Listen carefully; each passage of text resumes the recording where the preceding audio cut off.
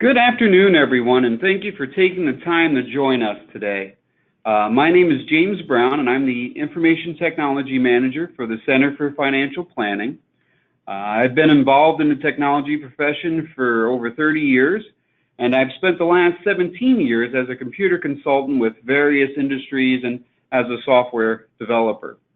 I'm really excited today to also have Andy Zolper, who's the Senior Vice President and Chief IT Security Officer with Raymond James, as our guest presenter.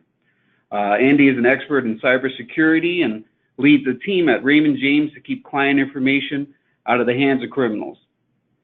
Andy's been involved in the technology profession for nearly 30 years and has spent the last 15 years working for firms in the financial services industry.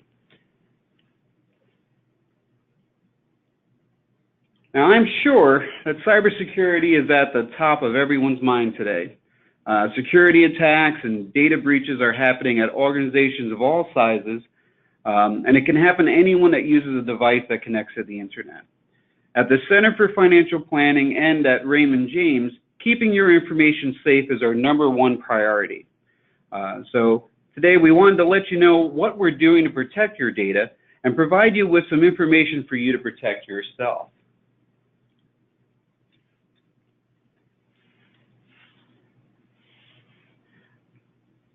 We're going to cover the threats that are in the current environment, how the Center for Financial Planning protects your data, and how Raymond James Financial protects your data. With our day-to-day transactions and interactions on the internet, we're leaving an ever-growing cyber footprint out there. The larger cyber footprint means that there's more of our information that's available online for those that want to find it. There's also been an evolution of IoT devices, the Internet of Things. And that means that more and more devices are communicating and sharing information without human interaction. Now, these IoT devices can also be a vulnerability. More companies are experiencing data breaches, as you can see in the headlines of today. And also, cyber attacks are becoming increasingly sophisticated. Now, here at the center, we ensure that all of our computers use drive encryption, and that means that the data is encrypted even if the hard drive is removed from the computer.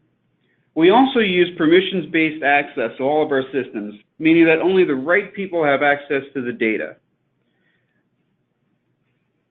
Along with that security, we also use what's called two-factor authentication, which is basically something you know and something you have. And that provides the highest level of security and allows only authorized access to our computer systems.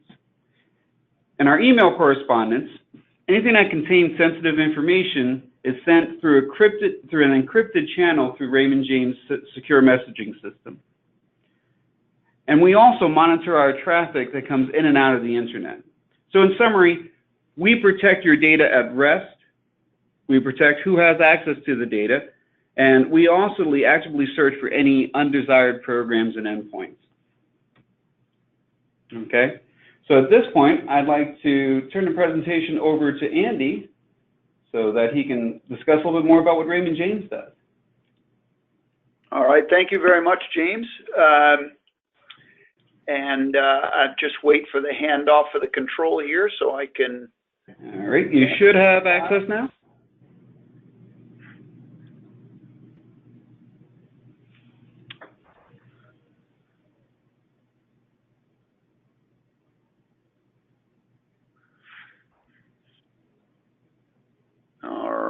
There we go. Sorry, it went too far. All right, great. Thank you very much, James, and thanks for the introduction and the time to speak today.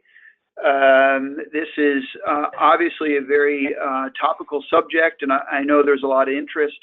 As James said, my goal today will be to share some personal protective measures, some tips and tricks, if you will, for those of you listening in today, what you could do to further secure your personal information, your financial transactions. Before I jump into that, I like to spend a little bit of time just describing really what the threat is today. What specifically are the bad guys trying to do as it relates to financial services, as it relates to you and your finances and your personal information. I think we can both dispel some myths as well as, frankly, make clear why the suggestions we're making are the best personal protective measures for you to focus on. If you were to Google, how do I protect my information, you would get probably tens, if not hundreds of thousands of results back from various experts, but we can't do hundreds of things or thousands of things or tens of thousands of things, each of us. Instead, let's focus on a very short list of things that we can do and do well and by ourselves, much improved security.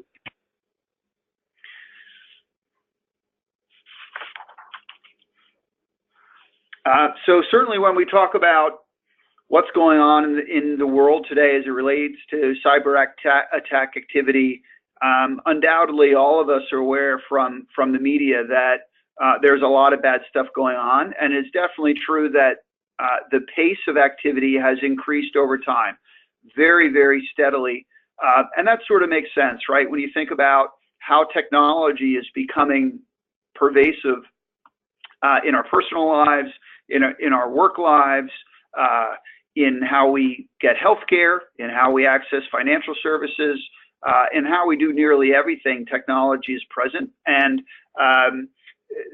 that's obviously the direct driver of why there are more and more opportunities for those with bad motives to potentially leverage weaknesses in that technology and do something malicious. Certainly true for Raymond James. We're in the financial services business. Financial services is the #1 attacked industry segment, globally. There's a old expression that you may have heard before. It's from a bank robber in the 1920s who, once he was arrested, was asked by a reporter, why did you rob banks? And that bank robber, Willie Sutton, said, because that's where the money is. And so certainly it makes sense that maliciously motivated attackers are most often after money. They're after monetizing their crime, and so financial services is a target. And certainly Raymond James, just to be transparent, as our company has grown very successfully over the years, any company that's growing, that's successful, that has brand awareness in the marketplace, that becomes attractive to the bad guys, and they become more interested. And certainly, and again, relating this to what you may have seen in the media, some of the things going on today in cybersecurity really could have seemed like a movie script not too long ago, and now these things are happening in the real world. So clearly, there's a lot going on that we need to be aware of and thinking about when we think about cybersecurity. Now, I'd like to touch on just a couple situations that have happened in the not too distant past, because I think they're great examples just to get some sense of exactly what is going on as it relates to cyber attack activity, which will lead us to what can we do about it. The gentleman you see on your screens right now was one of a total of 5 individuals who were involved in a number of hacking activity, which really ramped up in the 2014 timeframe. You may remember that JPMorgan Chase reported that they had been hacked and further disclosed that 76 million records related to their customers had been stolen in that hack. So this individual, Mr. Aaron, and his primary co-conspirator, a gentleman named Mr. Murgio, 2 individuals that actually met as fraternity brothers at Florida State, after graduation became very immersed in a string of criminal activities, which ultimately led up to a very sophisticated crime syndicate that, amongst other organizations, hacked JPMorgan Chase. If you do remember that situation, which obviously was quite alarming at the time, there were a couple very interesting facts that came out. One, JPMorgan Chase was quick to point out that they had seen no fraud related to JPMorgan Chase banking accounts as it related to the attack.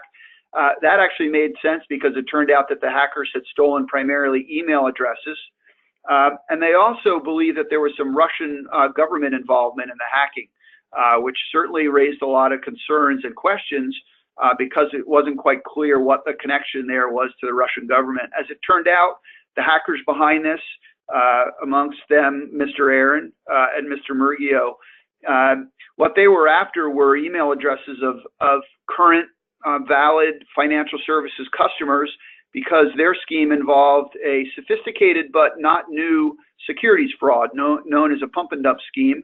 And what they had decided to do is simply put a cyber twist on a quite well-known form of securities fraud. And to do that, they wanted email addresses, and they wanted email addresses of people who were currently using financial services and willing to do things online. And so that's what they targeted. And without going in all the ins and outs of their criminal conspiracy, they netted in total, it's believed, about $100 million in profits from their securities fraud. And interestingly, it turned out that, first of all, they weren't Russian, they were US citizens. And second of all, they weren't hackers. They were actually business majors at Florida State. But they had, in fact, been hiring or renting the hacking talent that they needed in their criminal conspiracy. And the hackers they hired were, in fact, believed to be in Russia. Both these individuals, as well as two of their other co-conspirators, had very strong ties to Russia and traveled there frequently. So it turns out there was a bit of a Russia angle, although it didn't appear to involve the Russian government. The next quick story I'd like to tell, and perhaps some of you were impacted by this, is to quickly bring you up to date on what happened in the hack of Yahoo, which beginning back in 2013 and extending into more activity in 2014, were breached in a series of activities. The access to the data at Yahoo continued all the way through 2016, and it was not until the U.S. Department of Justice announced some indictments in early 2017 that it really became clear what happened. And again, it's an interesting case. The three individuals pictured here are three of the four main conspirators in this activity. These three are Russian citizens. The fourth is a Canadian citizen. And what's unusual but also quite telling about this situation is that the actual hackers of Yahoo were two fairly straightforward criminal hackers who also did hacking for hire, but were interested in fairly straightforward criminal cyber attack activity, stealing credit card numbers, stealing valid email addresses to be used in spam and phishing attacks, and things of that nature. As they were involved in criminal cyber attack activity, particularly in the 2010-2011 timeframe, they had actually come to the attention of the U.S. government, and actually one of the individuals, Mr. Bellin, had actually been indicted by the United States, and an Interpol notice had been put out that if this individual crossed a international border, he should be arrested. What ended up happening is two individuals who were officers in the Russian Foreign Intelligence Service, known as the FSB, that's the successor service to the old Soviet KGB, instead of acting on that Interpol notice and having these individuals arrested, instead they co-opted them into doing hacking at their behest. And what they were interested in, as you might imagine, a foreign intelligence service would be getting access to the email of a number of individuals who would typically be of interest to spies, foreign diplomats, heads of companies, NATO officials, Russian businessmen, Russian dissidents. And so they used these two individuals to hack into Yahoo. There was actually a fairly small list of individuals they were interested in. Ultimately, they actually used the email access credentials of about 6,500 individuals to basically read their email without their knowledge. But in order to probably to mask their espionage activities, they also gave permission to the two hackers to pursue criminal hacking activities, their normal sort of criminal activities across as much of the Yahoo email database as they would like. So this is actually what caught Yahoo's attention eventually, is that they were seeing very targeted spam and phishing campaigns directed at Yahoo users. It was not until the Department of Justice issued the indictment that it became clear the role of the Russians involved in this case, and the very interesting linkage to Russian government officials really confirmed, officially for the first time in writing through these indictments. So that's interesting, and again, sort of sounds like a spy movie script, but you and I really have to worry about that, and if not, what we should worry about. Well, what you're seeing on the screen right now is the actual image that would show up on your computer if you were infected by a certain type of ransomware, which today is far and away the #1 malicious attack type that goes on across the world, and it is definitely the most profitable criminal enterprise that has a cyber twist to it. So what is ransomware, if you're not familiar? Well, James actually mentioned the word encryption before, and done for the right reasons, encryption is a way to protect information from individuals that you would not like to see that information. So an encryption process essentially logically scrambles information that's saved, for example, on a hard drive. And the ability to unscramble that information is controlled by a key known as the encryption key, and typically that encryption key is contained within a password or passphrase. So in order to encrypt the information, you set the logic of the scrambling with an encryption key or password, and then in order to unscramble that information, you use that encryption key or password to control that process. So that's extremely helpful in the process of protecting information from individuals who shouldn't see it. Ransomware, unfortunately, is a case where that encryption capability is being used for malicious purposes. And what happens in the case of ransomware is that you typically click on a link in an email, and by clicking on that link, a process starts that downloads malicious software to your computer. And in the background, that malicious software begins to encrypt or scramble all the files that are saved on your hard drive. And when that encryption process is done, meaning all of that information is scrambled, a message pops up on your screen, a message very much like what you're seeing on your screens right now. If you read it through, although you'll see some grammatical errors, and those grammatical errors oftentimes point to a point of origin for many of these attacks actually coming from Eastern Europe. But as you can see, the instructions are quite helpful. The attacker is saying that they have encrypted or taken hostage, essentially, your computer files. And if you want them back, you must pay a ransom, hence the name for this type of attack, ransomware. And you can pay that ransom in Bitcoin, which most of you, I think, at this point are probably familiar, a form of digital currency that provides a certain level of anonymity to users of that. It's also a very easy way to process or exchange funds or value over the internet. So it's very popular with attackers. And they set the amount of it. And frankly, if you'll notice, they're quite intelligent in terms of understanding human behavior. The ransom for these files is set, in this case, at $300. On the one hand, a lot of money. On the other hand, not a lot of money that would really prevent us probably from saying, if the only possible way I can get all my important files back and all those saved photos I have on my hard drive is paying $300, I think I'll do that. And of course, just to put a sense of urgency on this, they give you a time frame. So that's very typical with ransomware. And these are very opportunistic attacks. And by that, I mean the attacker doesn't care whose computer they've infected in this type of attack. They don't care whether you're the CEO of an international business, whether you're a homemaker in Indiana, whether you're a student in college. They expect that all those individuals probably have files on their computer that are important to them, and they're more likely than not to be willing to pay $300 to get those files back if they're not properly protected. And so consequently, from a amount of money exchanging hands in ransomware attacks that was estimated in 2013 globally to be somewhere around $325 million. We are today in 2016 talking a number in excess of $5 billion changing hands annually in this type of attack, and it's probably doubled since then.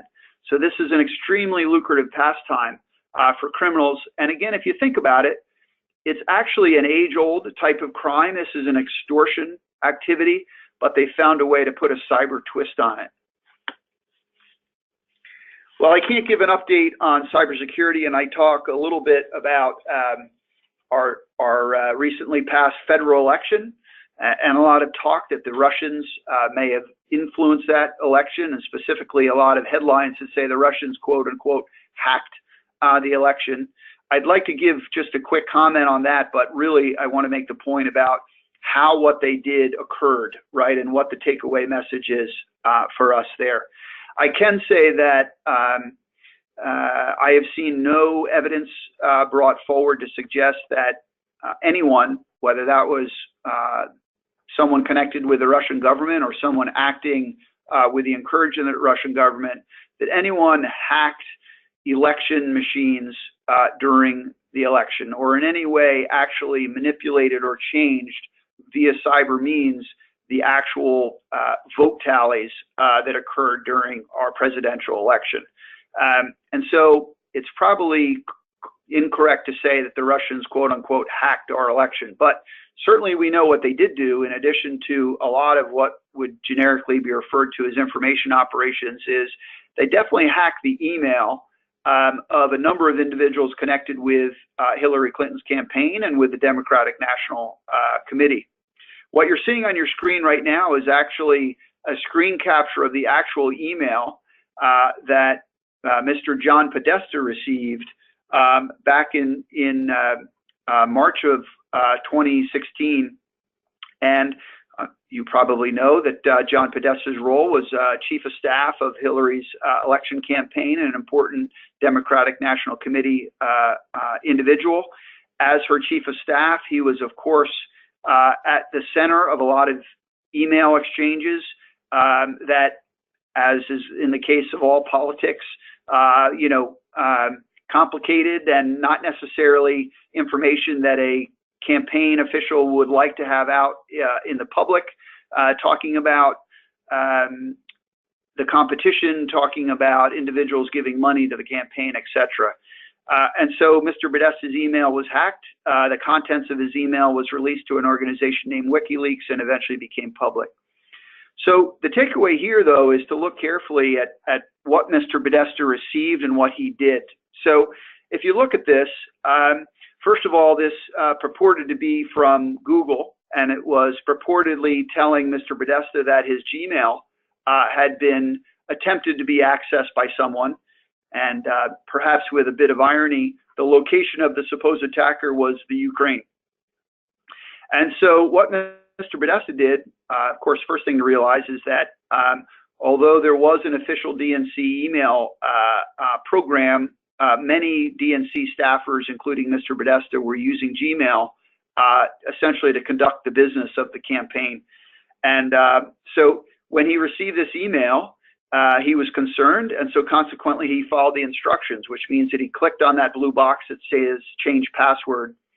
And when you click on that blue box to change password, the next thing that happens is another box pops up and it says type your old password here and then type your new password here. And so what John Podesta did by clicking on that box and following those instructions is he actually typed what his Gmail password was to the Russian attackers.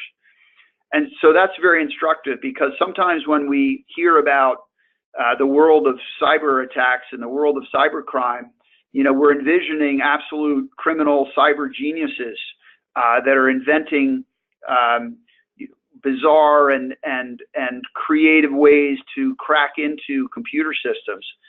But in fact, over 90% of cyber attack activity that is successful comes from an individual clicking on a link in an email. And more than 70% of the time, what happens next is not a malicious software infection, but instead a prompt to provide your personal information. Might be a login to a financial services site. It might be providing other personal information. You, as the victim, give up your information to the bad guy, just as Mr. Podesta did. So we'll get on in just a little bit to what could have Mr. Podesta and the rest of the DNC done to protect themselves, and what you can do to protect yourself. But certainly we want to understand that the vector of email is very important for us to protect. And if we can do it well, and protect the information that might be given up if someone could get into our email, we can buy ourselves a lot of security. Okay, so just to summarize that, quick walk through what the cyber threat landscape looks like in this day and age, here's a sort of list in descending order of importance of who we should be concerned about when it comes to, frankly, our personal information and certainly our financial transaction and private information security. This is an ordered list from top to bottom. Maybe I should make the font sizes align to the magnitude of the threat. Because if I did that, the word crooks would be in about 60 font, and the word partners would be in about 4 font. The fact of the matter is, well north of 95% of all cyber attack activity generated and directed at individuals and or directed at financial services firms are generated by criminals. As I said before, financially motivated criminals who have looked for ways to add a cyber twist, typically to a known pattern of criminal activity. And so consequently, credit card fraud and payment fraud are the 2 most popular things. Depending on who you are, you may be of some interest to a nation-state espionage organization, i.e. spies. If you have an important position in a large company, if you're an inventor, if you work in certain industries like biotech or high technology or defense contracting, or you work for our federal government, you're an ambassador, etc. So that's a kind of long list, but frankly, that's a very, very small percentage of the U.S. population. So most of us are of no interest whatsoever to spies and are not going to attract their attention. And similarly, these other individuals, hacktivists, tend to be more of an annoyance, trying to make their point, usually for political purposes, and have learned to use some cyber techniques for that. Insiders typically becomes an exercise in making sure the right business controls are in place. Any smart business person knows to have 2 signatories to a business check, for example, when it's any meaningful amount of money changing hands, and having the same types of process controls in place for insiders, whether you're talking about inside the financial services firm or elsewhere. Very rarely does it happen, but certainly something to be concerned about. Excuse me, and last but not least, third-party service providers or partners. So that's sort of who we think about with crooks, being far and away at the top of the list. So when we think about our information security strategy at Raymond James, it's not complicated. It's a very straightforward policy. What we do is focus on doing it really, really well. And just to quickly summarize a couple key points here, certainly we want to have the best protective measures that we can build or that money can buy. And I'll talk in just a minute about some of the very cutting edge security solutions that we use in our environment. But in this day and age, a lot of the focus in cybersecurity strategy is to be constantly vigilant and monitoring all systems across a network to look for the beginnings of cyber attack activity.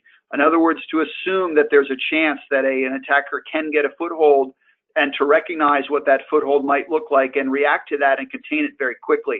Whether that foothold is an email from a client that's requesting a wire transfer that may in fact, based on how that email is put together, where it comes from, time of day it's sent, may in fact be an attempt at a cybercrime, would be a good example of being prepared to recognize that in real time that request is fraudulent and contain that. In other words, ensure that wire transfer is not processed.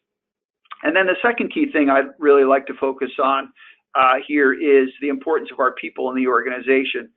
We have some really, really amazing technology we use in this day and age to help us manage this task.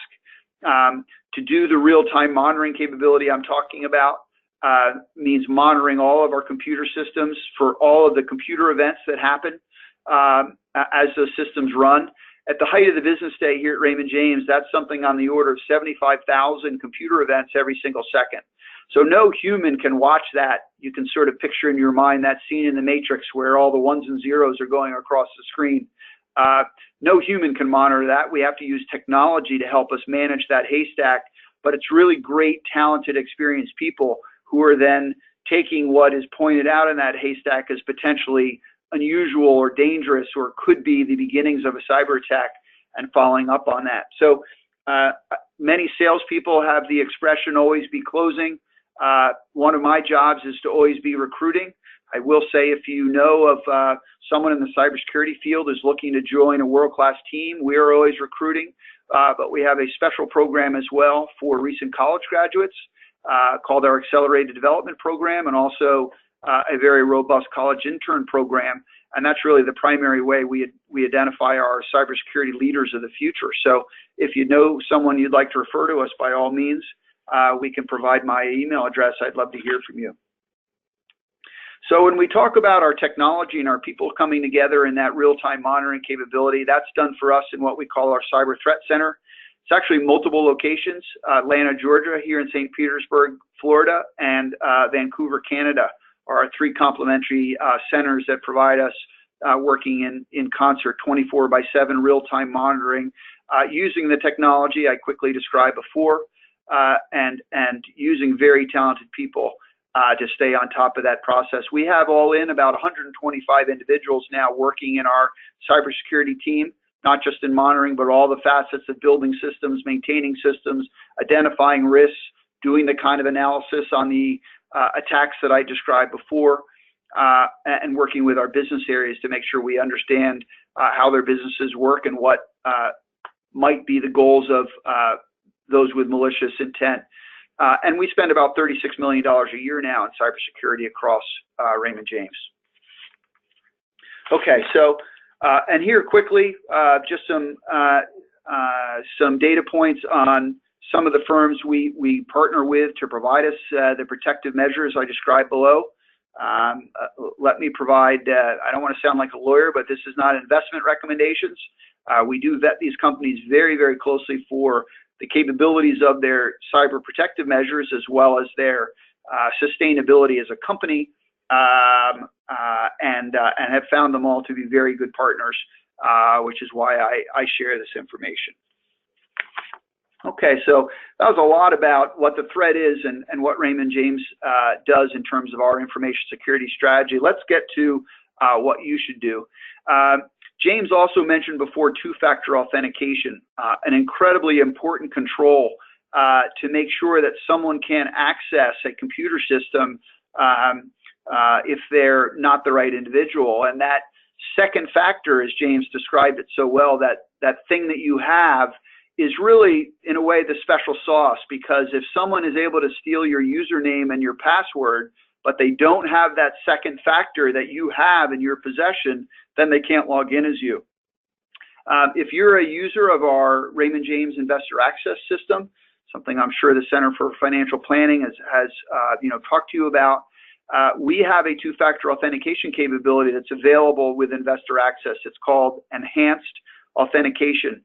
And what this does is when you go to log in addition to your username and password, it also prompts you for a PIN code.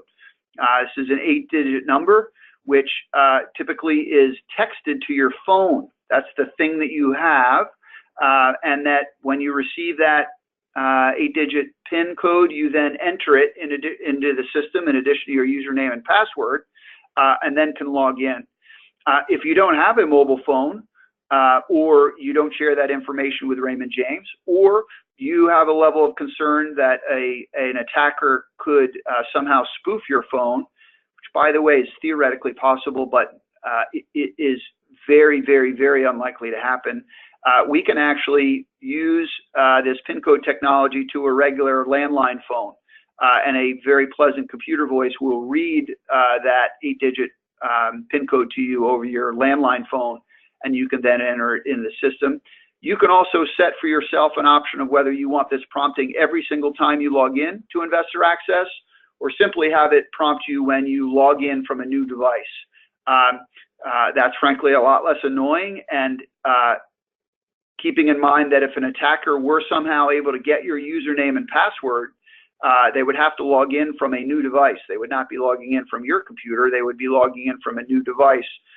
And so that is actually very effective control to only use it when you are logging in from a new device. So if I was forced to stop my presentation right now, I would have felt like I've done my duty, because this is the single most important thing you could do to protect your information as it relates to online information with Raymond James and CFP. And this is opt-in. So you turn it on in Investor Access, or alternatively, your financial advisor, the team in CFP can turn it on for you, just to save you the effort to do that. So to sort of pivot off that recommendation, the single most important thing you can do to protect yourself is actually to turn on two-factor authentication wherever it is available. Unfortunately, back to our Mr. Podesta story with the Gmail, two-factor authentication is available with Gmail. It was back in 2016 when that email was breached. In fact, it's been available for a good time before that, but unfortunately, John Podesta didn't have two-factor authentication turned on in Gmail. 100 staffers at the DNC, by the way, were recipients of that attack email that John Podesta clicked on. 22 of them clicked on it. 22 of them gave up their credentials, their passwords to the bad guys. All of that could have been avoided if they had two-factor authentication turned on in Gmail. Here's the good news. Two-factor authentication is available, almost everywhere you could think of using an online tool. It's available for LinkedIn. It's available for Twitter. It's available for Facebook. It's available for nearly every online banking site you can think of. The link that I provided here is actually a very nice tutorial that shows a list of sites that have two-factor authentication and how to turn it on for those various sites. So again, if I was forced to stop right now, then we've bought 90% of the security that you could buy yourself, because so many of the attacks come via an individual either giving up their password to an online attack, or having malicious software on their computer that is interested in stealing their username and password to typical online sites like an online banking site. So turning on two-factor authentication is absolutely the best advice that I can give.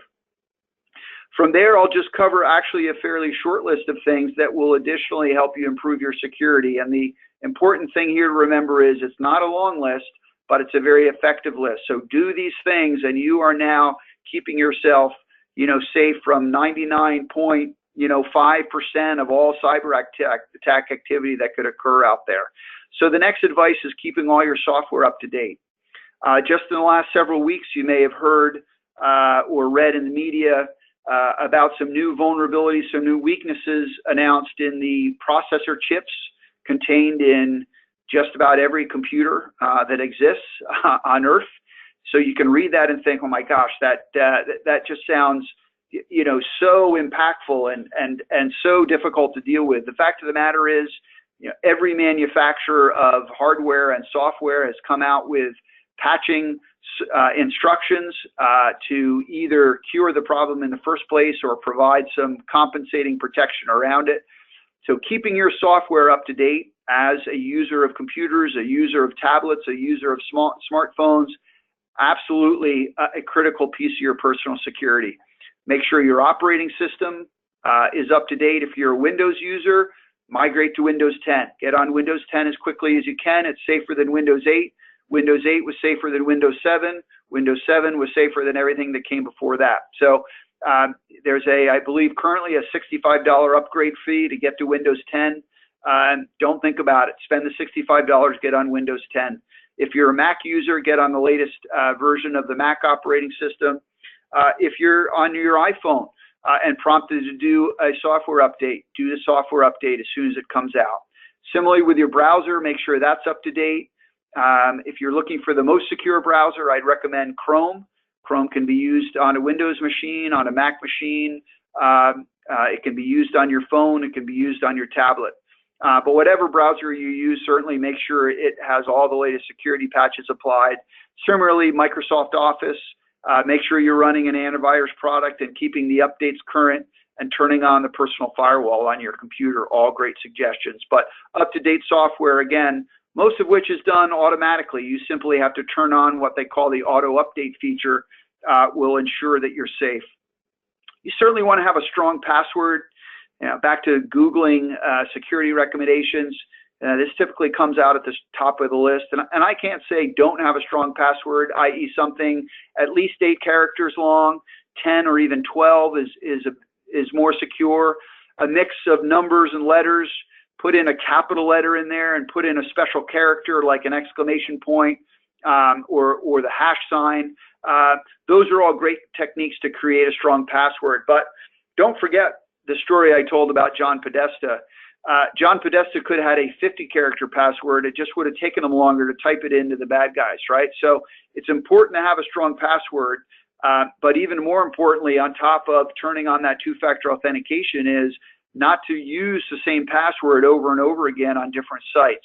That's a habit that, frankly, many of us got into because some security experts told us to have a long, complicated password. We didn't want to have too many of those, so we used that same long, strong password on a bunch of different sites. And the fact of the matter is, not every site may have two-factor authentication, and not every site may be similarly protected. I spoke about the JPMorgan Chase hack earlier. Their e-banking site, chase.com, is extremely well protected. I think it's exceptionally unlikely that a hacker could break into chase.com and steal the username and passwords, but they might go after a very weakly protected site, maybe a county library system site, and get a whole bunch of username password combinations from that weakly protected site. And because they're criminals and they know human behavior, they know that some of those username and passwords will actually work at chase.com for individuals that don't have two-factor authentication turned on and have reused the same password at every site. And in fact, there's a specific kind of attack called a credential replay attack where the hackers do exactly what I just described. So not reusing passwords is very important, which then leads to, well, how do I keep track of all these passwords? It is okay to use what's referred to as a password manager, typically a software product that runs on your smartphone and is also accessible from your browser that will manage those passwords. Two that we do recommend, there's lots out there. We have done specific reviews of a product called Dashlane, D-A-S-H-L-A-N-E, and LastPass, L-A-S-T-P-A-S-S, both of which, by the way, have two-factor authentication available. And then last but not least, and just to kind of close the loop with ransomware attacks, absolutely critical that you have a backup of your data, whether you're a business of Raymond James size, a small business, or an individual when you're thinking about your laptop, your computer. Having a recent safe backup of your data is absolutely crucial. In the case of that ransomware attack I described before, if you get that ransomware attack and it says your personal files have been scrambled and you have to pay extortion to get it back, if you have a safe backup of your data, you can simply ignore that. You can call your friends at Geek Squad, have them set you up with a new version of Windows 10, and then restore your files from your safe backup and you're back in business. You can do that quite quickly. But it doesn't have to be something like a ransomware attack. You can spill your venti coffee on your laptop and lose your data that way.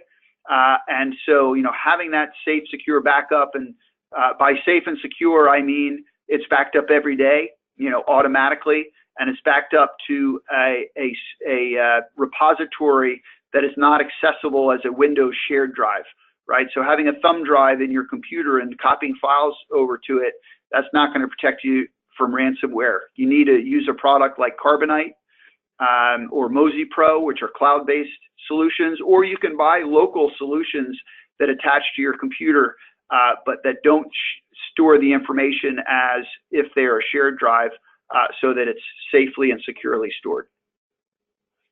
So I've covered a lot of ground quickly, but I hope that was helpful information. And I'll turn the floor back over to James. Thank you, Andy. That was a really good review of the current environment, how Raymond James protects us, and also that list of the personal protective measures. I would like to thank everyone for attending today. You'll be receiving a link to the recording of this webinar in approximately 1 week.